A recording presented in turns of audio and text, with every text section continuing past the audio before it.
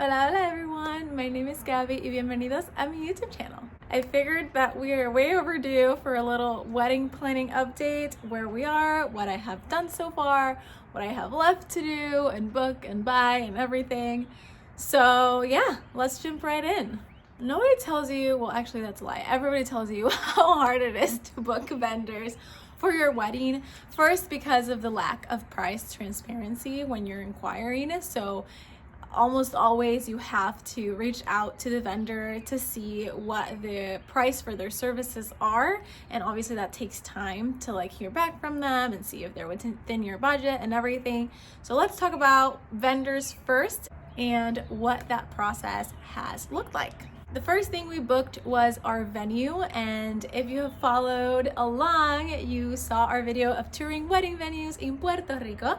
So we did that last summer. So excited about the place that we chose, but obviously you need everything else to make a wedding happen. I think it's important to know what you're looking for whenever you're contacting vendors, because they are going to ask you for photo inspiration as well as providing this following information. You should write this down whenever you're contacting a vendor, because they're going to ask you about it. They're going to ask you for the date of the wedding to see if they're available, the guest count, the theme if applicable, the time and the location of the event. And all of that matters because obviously you have to see if they're available. How far do they have to travel to get to you? How far in advance can they set up things? That's another question. Is the venue going to be available the night before to set up some stuff? So those are all things that you should kind of be aware of that they're going to ask you about. But the second thing that we were able to book was decorations. I put a little Google Doc together with those things, that information, photo inspiration, etc.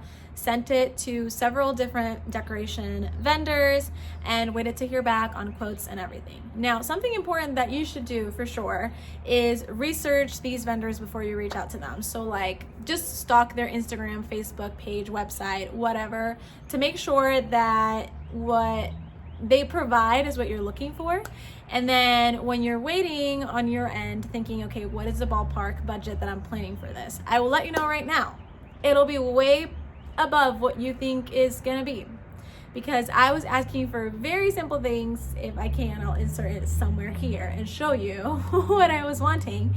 And the lowest quote that I got was $5,000, and that's what we went with. But that same stuff that I asked for was anywhere from $7,600, $6,000, $12,000, which I was like, insane. Anyways, we have our decoration vendor booked. The second thing that we got booked is our catering. I sent out a menu, also did the whole inquiry process, and that's done. So we're gonna have delicious Puerto Rican food, and that's that. I did the same thing for this vendor because for catering, obviously they have the reception, but if you're gonna have a cocktail hour, they're gonna be serving that as well. So if you have any setup requests, I personally wanted cute lemonade dispensers, so that's something that they can include on the quote if that is a picture that you provide for inspiration, as well as if you want them to include dishware and silverware in their quote. Catering can do that, or decoration can do that. It depends on what type of plates you want and what type of silverware you want and cups and all of that. Something I learned is that decoration includes all the florals, so including the bridal bouquets, all the boutonnieres, corsage if you want that, any decorative cloth napkins, any stationery on the tables, etc. The other thing that I have booked is a day of coordinator. This was something that was suggested by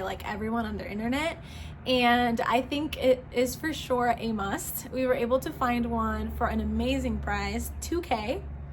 To me, that's very reasonable, to coordinate the day of, and then also 45 days prior, she is meeting with vendors to make sure that everybody knows where to go that day and everybody, is set up for the day to go smoothly. I've also taken my dress to get altered. Unfortunately, it came a little bit too big, so that ended up being a little bit over the budget that I expected it to be. So that's that. But we got our dress in the alterations place. And something that comes along with that, guys, is to make sure that you are taking the dress in months in advance. The person that I found actually was not taking any more dresses for the month of June, and this was back in January. like of this year.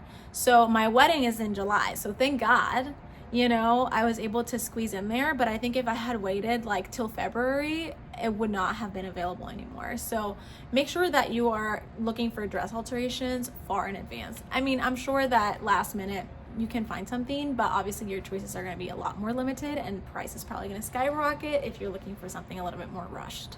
In terms of budget throughout all of this, I think something that you should be aware of is that traditional weddings nowadays are costing anywhere from 35 to 40K, and that's kind of for the bare minimum. And unfortunately, I'm finding that to be very true. Hindsight's 2020. Obviously Tim and I, some of you know if you keep up with my channel, that we already got legally married last December, and so this next wedding is going to be an extended family, bigger party, all of that. We're very excited, but honestly, if I had known all the stress and the cost of everything way far in advance, I don't know if I would have gone with all the choices that I have been. Budget wise, for me, it has just been as low as I can get a service that's a reasonable price for what I'm looking for. And what I mean by that is, if I am asking for the decorations I was asking for and you gave me a $12,000 quote, which I received, that's unreasonable because what I'm asking for I don't think warrants that price. But the $5,000 one, I think that's pretty reasonable. So it hasn't been anything like set in stone. I've just been obviously going back and forth with vendors and seeing what price I believe is a fair price for the service that they're providing. And to do that, you need to do things obviously with time, because that allows you to have more options and look at more vendors that may fit the budget or the price that you think is reasonable. So that's actually all I've done so far, and that's worrisome because we are about 4.5 months away from the wedding, so it is pretty stressful that I don't have more things done, but I'll list you the things that we have yet to do. First is to publish our registry. So we are like still making up the list of the stuff that we want, and you'd think that's really easy to do, but honestly when you're both like having jobs and in school, it's a little bit cray-cray to get time to actually sit down and create a registry. Anyways, I need to find my shoes for the wedding. I need to find the entirety of Tim's outfit, but thankfully they told us at the place that they make the suits that you can go about April, so we're still in time to do that. We need to solidify the plans with our photographers. Unfortunately, our photographers that we had planned, you know, on having at our wedding, unfortunately had to cancel, and that has honestly been insane for me to try and figure out what we're gonna do to find people to replace them, especially since we were gonna have them travel and we had a special arrangement between us because we had an established relationship. Anyways, that has been a headache, but I think we are moving in the correct direction of finding vendors, photographers to be there for our wedding, so that's a good thing. I would argue that they are probably one of the most important vendors to secure for your wedding, so do your research, stalk them, make sure that their editing style is what you want, and make sure that you can collaborate with them, that you have a good dynamic with them. But anyways, you can't have everything that you want in life, so here we are trying to figure this important piece of the wedding out at this point in the planning process. Not very exciting, but oh my gosh, a bottle almost came in. But we're dealing with it. Anyways, other than that, makeup and hair, I still need to figure out the DJ, and we need to choose our songs for some of the big events like the entry of the bridal party to the reception, etc. And obviously the cake.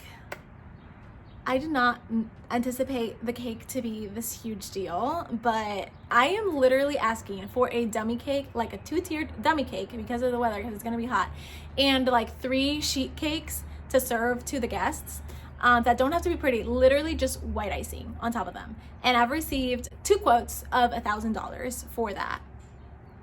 And I'm like, there is no way. $1,000? Maybe for like a 6-tiered cake or something like that, but for 3 sheet cakes, to me that's crazy. I don't know. So now I'm considering cupcakes. Is that normal? Is that a normal price range for what I'm asking for? I think that's why everybody's going with the Costco sheet cakes, because literally it's the exact same, except obviously the flavor profile is going to be a little bit different. But to be near $1,000 to me is very unreasonable. Anyways, one more thing that we have done is book our honeymoon. So I can do a whole video on that. We have officially booked our tickets and our stay at our honeymoon, and we're very excited. That, I think, is all that we have done and all that we have left to do. So if you're a 2025 bride out here and you're still in the middle of planning everything, especially for a summer wedding, don't feel too bad if you haven't gotten everything figured out, because I certainly have not. But I wanted to share just a little bit of everything that we have had going on. I would love to go a lot more into all the details of how everything has been falling apart, and then I have to put it back together. If you're interested in me going over that and going over the more complicated side of planning, I am happy to do that, but I didn't want to obviously talk your ear off because I'm very good at doing that, as you have seen in this video. Anyways, that's all that I have for you guys today. Thank you so much for watching, and if you want to stick around and see more videos, make sure to like and subscribe. It helps my channel a ton. So yeah, that's it. See you guys in the next one. Bye bye.